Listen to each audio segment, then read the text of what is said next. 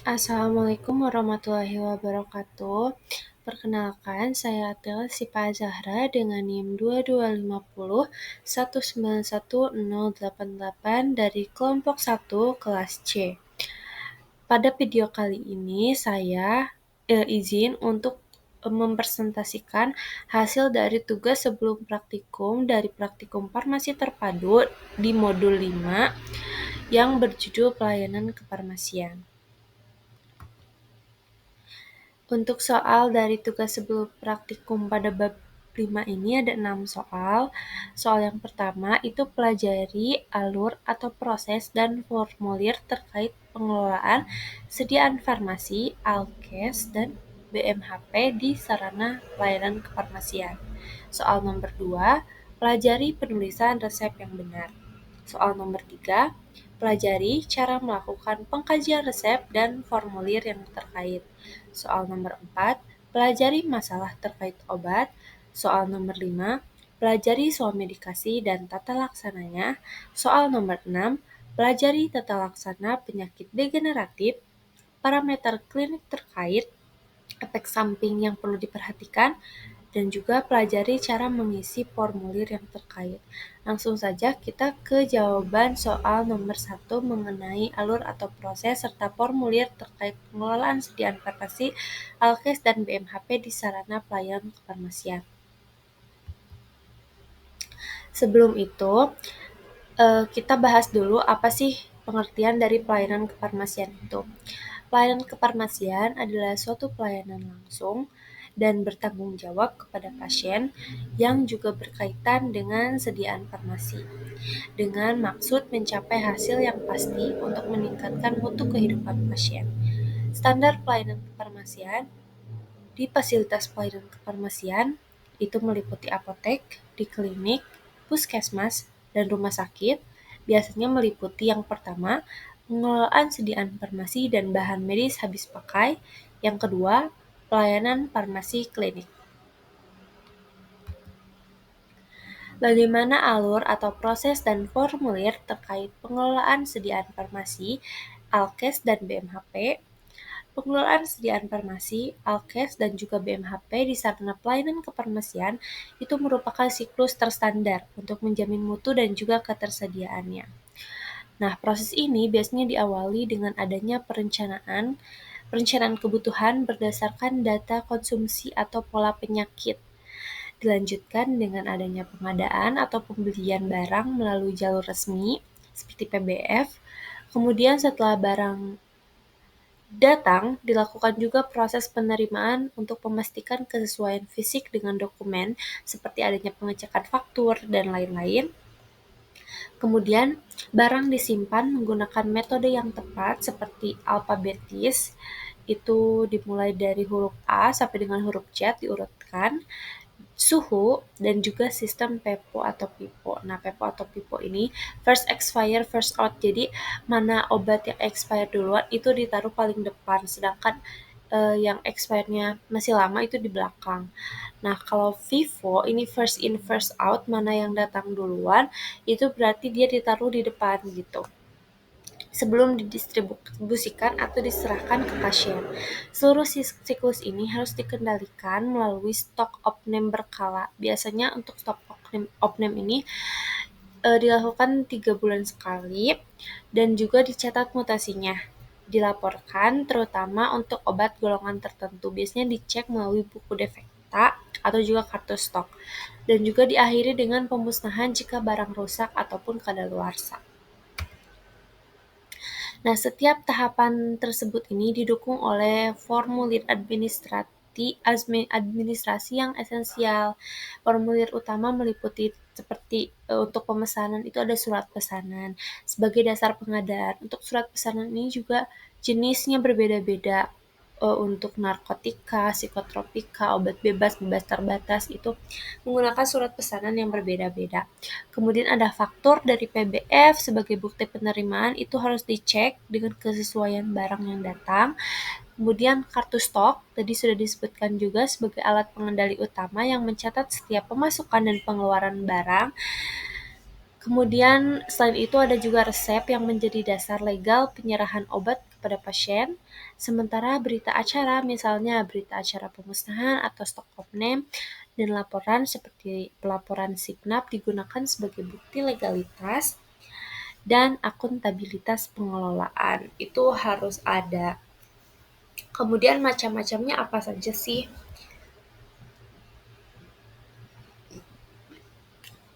Untuk di apotek sendiri itu alurnya ada perencanaan, pengadaan, penerimaan, kemudian penyimpanan, pemusnahan, pengendalian, kemudian yang terakhir ada pencatatan dan juga pelaporan.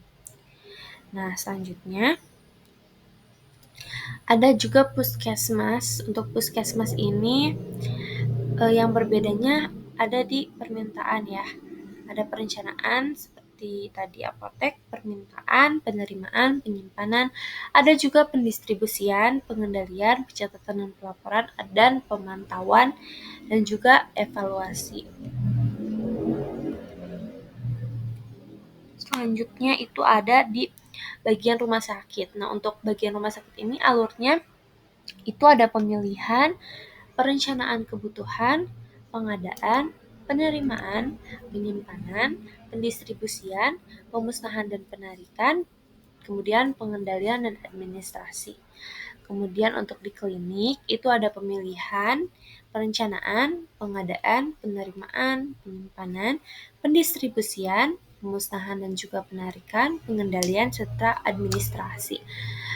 Nah, kemudian kita akan jelaskan pengertian dari alur-alur berikut ya yang tadi sudah dipaparkan. Yang pertama itu ada pemilihan. Pemilihan kegiatan ini itu untuk menetapkan jenis sediaan farmasi, alat kesehatan, dan bahan medis habis pakai sesuai dengan kebutuhan di rumah sakitnya, kemudian di klinik maupun di apotek itu dilihat apa aja sih yang memang sudah habis atau sesuai dengan kebutuhan yang memang banyak dicari oleh konsumen gitu. Kemudian ada juga perencanaan. Nah, untuk perencanaan ini kegiatannya ini untuk menentukan jumlah dan juga periode pengadaan sediaan farmasi, alkes, dan bahan medis habis pakai sesuai dengan hasil kegiatan pemilihan untuk menjamin terpenuhinya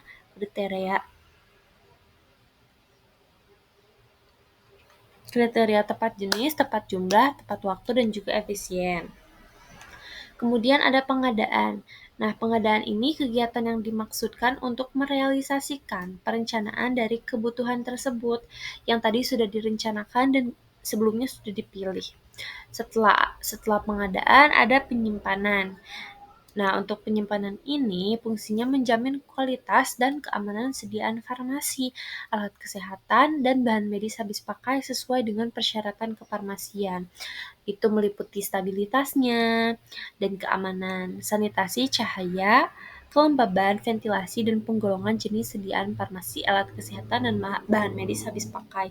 Seperti contohnya, kita menyimpan salah satu sediaan farmasi di pendingin atau di kulkas. Salah satunya itu ada suppositoria, ovula, itu kan biasanya disimpan di suhu ruang yang memang agak dingin. Biasanya itu di kulkas. Berbeda dengan obat-obat lainnya yang disimpan di suhu ruang saja gitu. Jadi harus diperhatikan. Terus tadi terkait teknik FIFO dan PEVO atau misalnya alfabetisnya itu juga diperhatikan agar memudahkan pada saat pengambilan obat dan terstruktur. Kemudian selanjutnya ini ada pendistribusian. Pendistribusian ini adalah suatu rangkaian kegiatan dalam rangka menyalurkan atau menyerahkan sediaan farmasi, alat kesehatan, dan bahan medis habis pakai dari tempat penyimpanan sampai kepada unit pelayanan atau pasien dengan tetap menjamin mutu, stabilitas, jenis, jumlah, dan ketepatan waktu. Kemudian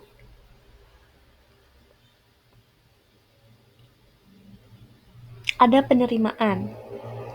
Nah, untuk penerimaan ini kegiatannya adalah untuk menjamin kesesuaian jenis, spesifikasi, jumlah, mutu, waktu penyerahan, dan harga yang tertera dalam kontrak atau surat pesanan dengan kondisi fisik yang diterima. Kemudian ada pemusnahan dan juga penarikan. Nah, ini tuh sediaan farmasi alkes dan juga bahan medis habis pakai yang tidak dapat digunakan, ini harus dilaksanakan dengan cara yang sesuai dengan ketentuan peraturan perundang-undangan yang berlaku. Selanjutnya ada juga pengendalian. Nah, untuk pengendalian ini dilakukan terhadap jenis dan jumlah persediaan dan penggunaan sediaan farmasi, alat kesehatan, dan bahan medis habis pakai.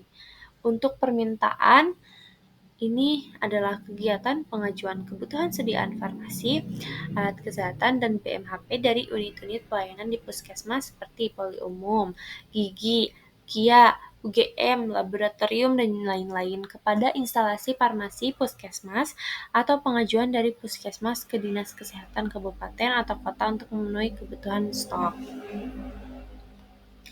Kemudian ada administrasi. Nah, administrasi ini penting dilakukan secara tertib dan berkesinambungan untuk memudahkan penelusuran kegiatan yang sudah berlalu. Nah, untuk administrasi ini meliputi pencatatan dan pelaporan, administrasi keuangan, dan juga administrasi penghapusan. Kemudian ada juga pemantauan dan evaluasinya. Nah, pemantauan dan evaluasi ini adalah kegiatan pengawasan, penilaian, dan analisis terhadap seluruh proses pengelolaan sediaan farmasi, alkes, dan BMHP untuk memastikan bahwa pengelolaan tersebut berjalan dengan efektif, dengan efisien, dengan tertib administrasi, serta juga menjamin ketersediaan dan mutu sediaan yang digunakan dalam pelayanan kesehatannya. Sekian untuk jawaban tugas sebelum praktikum nomor 1. Kita lanjut ke soal nomor 2 terkait penulisan resep yang benar. Selanjutnya, nah untuk resep sendiri itu apa sih resep? Resep adalah permintaan tertulis dari seorang dokter, dokter gigi, atau dokter hewan kepada apoteker penanggung jawab fasilitas pelayanan kefarmasian untuk menyediakan dan menyerahkan sediaan farmasi seperti obat, alkes, atau BMHP bagi pasien. Nah, bagaimana sih cara penulisan resep yang benar? Seorang farmasis tidak membuat resep tapi mungkin harus tahu dan membaca resep tersebut gitu. Nah, untuk penulisan resep itu harus jelas, harus lengkap, dan sesuai dengan format resmi agar tidak menimbulkan kesalahan dalam penyiapan dan pemberian obat. Nah, kita langsung aja ke kelengkapan resep. Kelengkapan resep yang benar itu seperti apa? Yang pertama, di resep tersebut ada identitas dokter dan juga tempat praktek.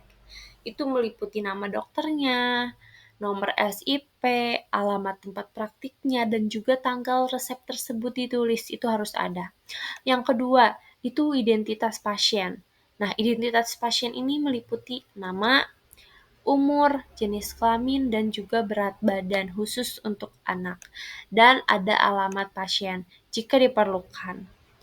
Kemudian, yang ketiga itu ada superskripsi, subscriptio atau yang bisa dibilang. Nah, ini tuh adalah tanda R atau RX. Nah, dibacanya itu resip atau ambillah. Tanda R ini adalah merupakan simbol resep yang menunjukkan awal dari perintah. Nanti akan ada contoh resepnya.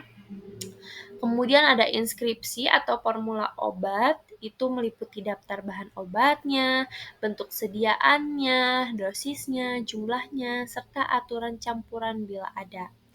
Kemudian ada subskripsi, itu instruksi kepada apoteker, seperti petunjuk pembuatan, bentuk sediaan, atau jumlah yang harus disiapkan.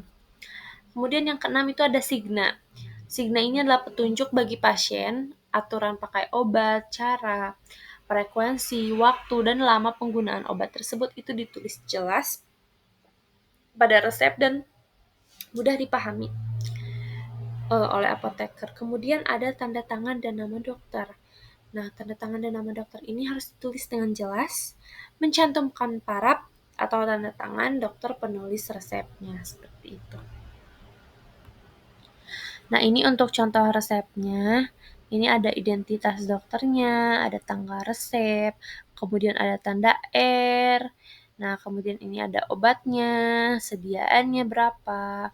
Ini ada signa, MF Miss Cepak, buatlah ungwentum atau salep.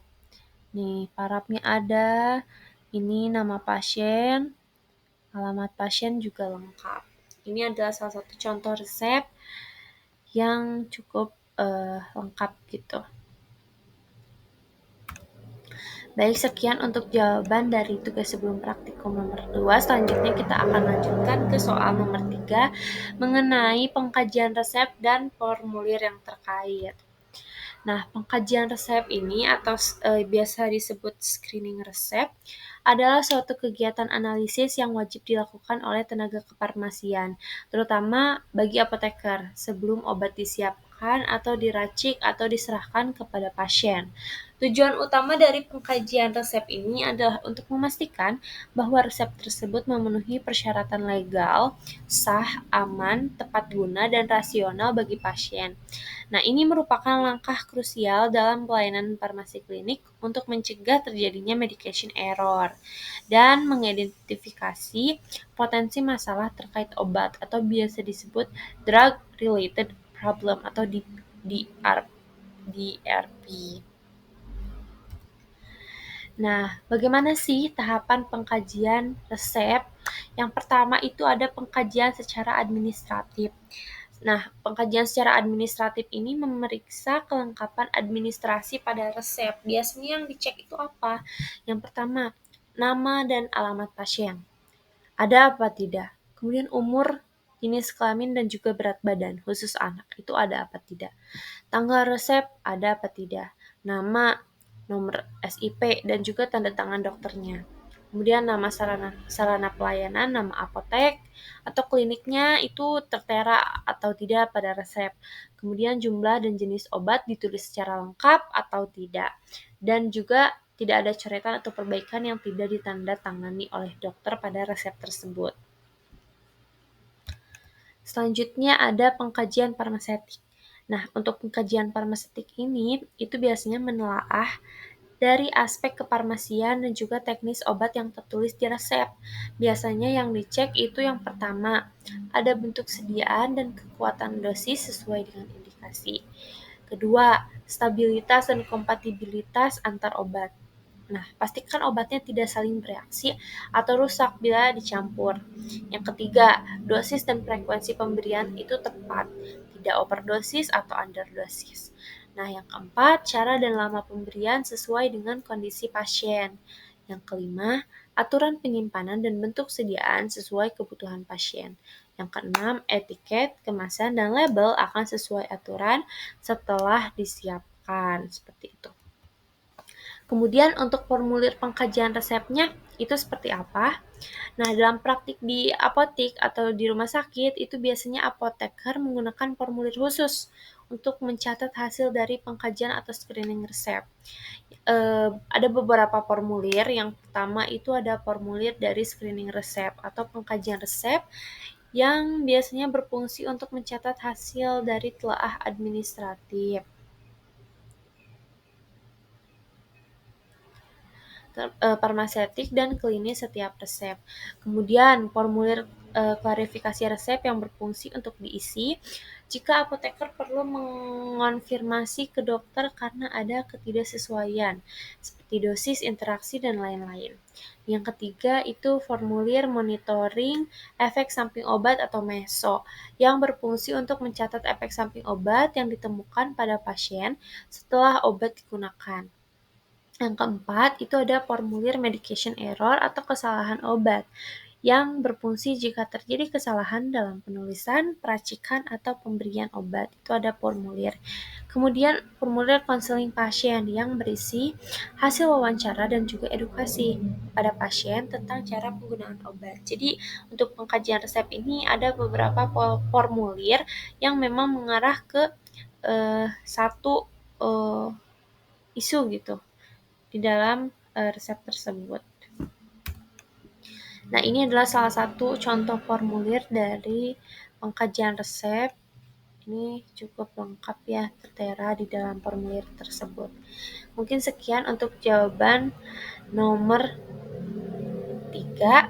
Kemudian saya akan lanjutkan ke soal nomor 4. Ini terkait masalah terkait obat. Itu ada apa saja yang biasanya terjadi?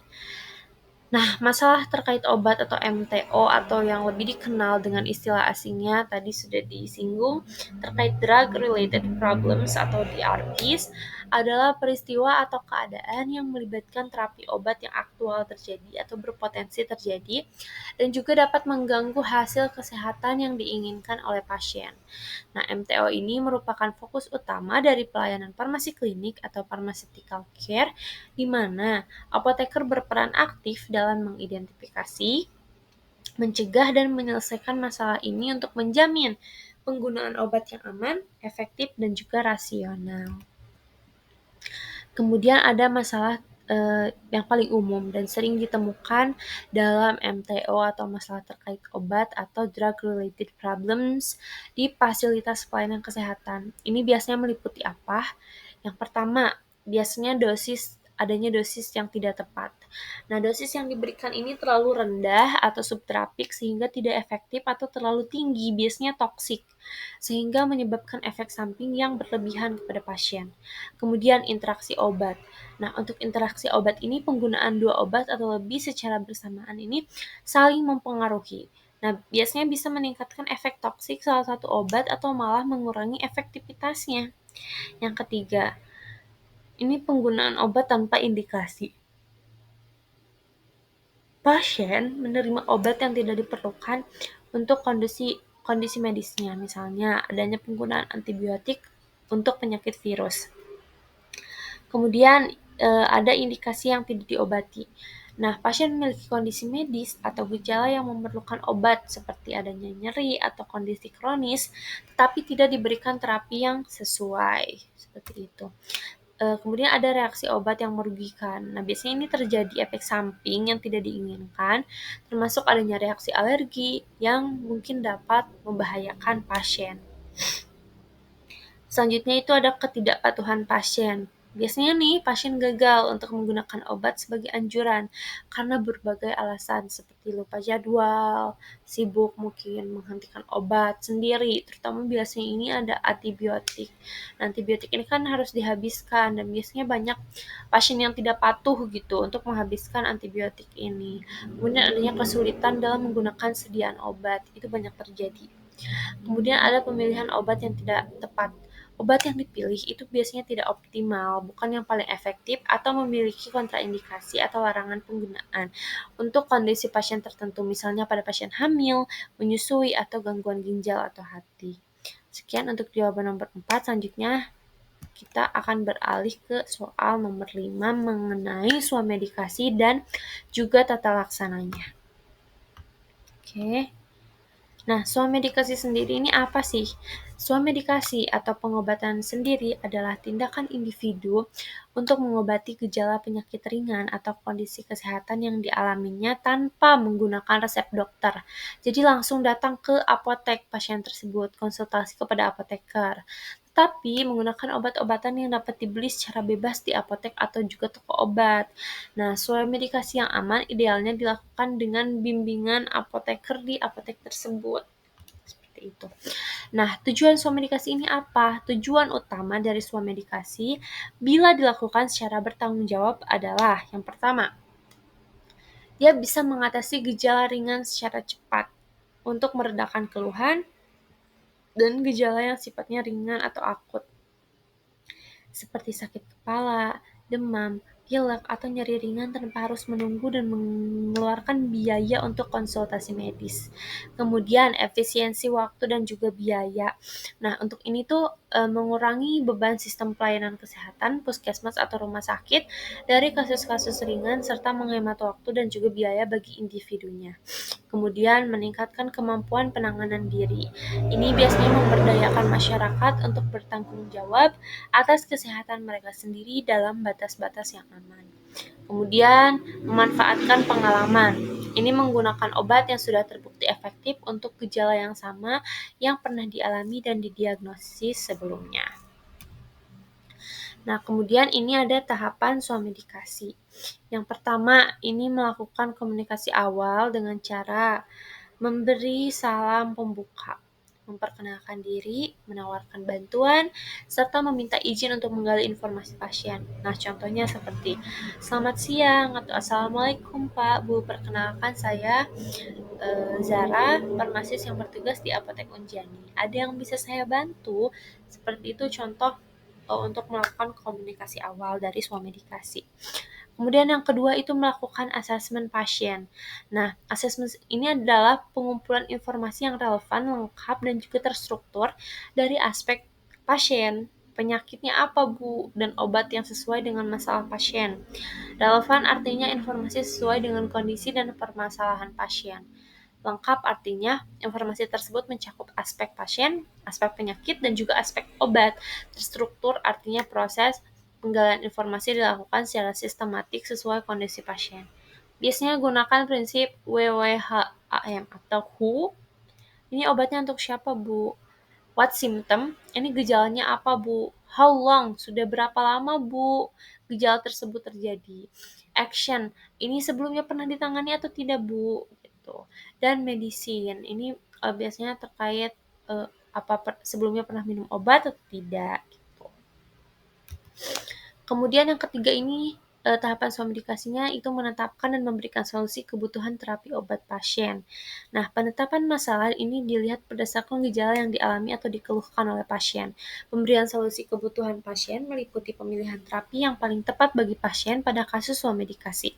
Terapi sendiri dapat berupa obat.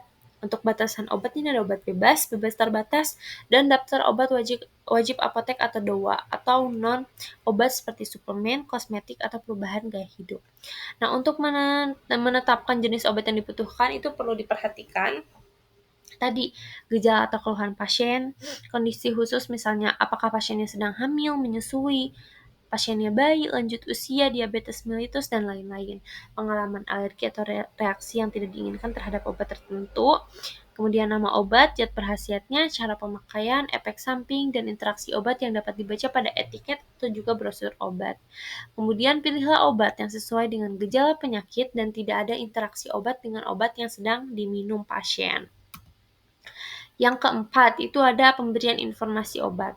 Nah, hal-hal yang perlu diinformasikan meliputi nama obat, indikasi, dan cara penggunaan, serta jangka waktu pemakaian, cara penyimpanan, tanggal batas guna, efek samping, dan cara mengatasinya jika ada.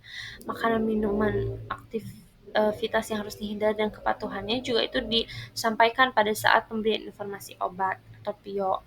Nah, informasi tersebut dapat dilihat pada pustaka seperti pedoman penggunaan obat bebas dan bebas terbatas, MIMS, ISO, atau situs resmi informasi obat. Jika yang diberikan adalah obat bebas terbatas, jangan lupa untuk menginformasi tanda peringatan yang ada pada kemasan. Informasi tambahan mengenai terapi non-farmakologi juga bisa diberikan untuk menunjang terapi farmakologinya. Yang kelima itu ada verifikasi informasi. Nah, untuk verifikasi informasi ini tujuannya untuk memastikan pemahaman pasien atau keluarga pasien mengenai terapi obat atau obat yang diberikan. Nah, contohnya seperti apa sih verifikasi informasi ini? Nah, seperti bagaimana Ibu, apakah sudah jelas informasi dari saya? Bisa Ibu ulangi mengenai penggunaan obat ini? Nah, nanti diharapkan pasien dapat mampu gitu untuk menjelaskan ulang penjelasan yang sudah diberikan oleh apotekernya terkait informasi obat tersebut. Kemudian yang 6 ini ada penutup. Nah, jangan lupa ucapkan semoga cepat sembuh. Dan jika gejala tidak membaik, itu dapat menghubungi dokter untuk contoh komunikasinya sendiri. Baik Ibu, ini obatnya. Jangan lupa jika dalam waktu 3 hari gejala yang anak Ibu rasakan tidak membaik, lebih baik untuk segera hubungi dokter ya Bu. Terima kasih sudah berkunjung ke apotek kami. Selamat siang, semoga cepat sembuh. Seperti itu. Sekian untuk jawaban soal nomor 5. Selanjutnya kita lanjutkan ke soal nomor 6 mengenai tata laksana penyakit degeneratif, parameter klinik terkait, dan efek samping yang perlu diperhatikan. Pelajari juga cara mengisi formulir yang terkait. Nah, untuk penyakit degeneratif itu apa? Penyakit degeneratif adalah kondisi kesehatan kronis yang ditandai dengan penurunan progresif, kemunduran atau kerusakan bertahap, fungsi struktural dan fungsional sel, jaringan atau organ tubuh seiring berjalannya waktu. Nah, ini ada contoh-contoh penyakit degeneratif Itu yang pertama biasanya ditemukan ada hipertensi atau tekanan darah tinggi. Untuk tata laksana dan terapinya ini seperti perubahan gaya hidup itu bisa dikurangi garam, olahraga, dan berhenti merokok. Untuk obatnya itu bisa menggunakan ACE inhibitor seperti captopril atau ARB, losartan, dan juga beta blocker, bisoprolol, atau juga diuretik seperti HCT. Nah, parameter klinik yang dipantau ini biasanya dari tekanan darah, kemudian dari denyut nadi, dari fungsi ginjal seperti ureum dan kreatinin. Kemudian efek samping obat yang perlu diperhatikan itu biasanya ada batuk kering dari ACE inhibitor, kemudian ada hipotensi, ada gangguan elektrolit juga dari Na dan K, kemudian pusing dan juga lemas. Nah, selanjutnya penyakit degeneratif itu ada diabetes mellitus tipe 2. Untuk laksananya ini biasanya diet rendah gula atau tinggi serat, olahraga yang teratur, obat itu biasanya yang diberikan metformin, glibenclamid, dan juga insulin.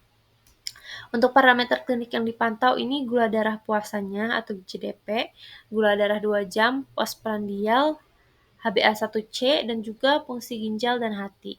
Efek samping yang perlu diperhatikan itu ada hipoglikemia, kadar gulanya biasanya terlalu rendah, kadang ada gangguan GI, mual, diare dari metformin, kemudian ada juga berat badan naik, itu biasanya dari sulfonylurea. Selanjutnya itu ada asam urat atau gout arthritis. Ini banyak ditemukan gitu pada pasien yang sudah lanjut usia.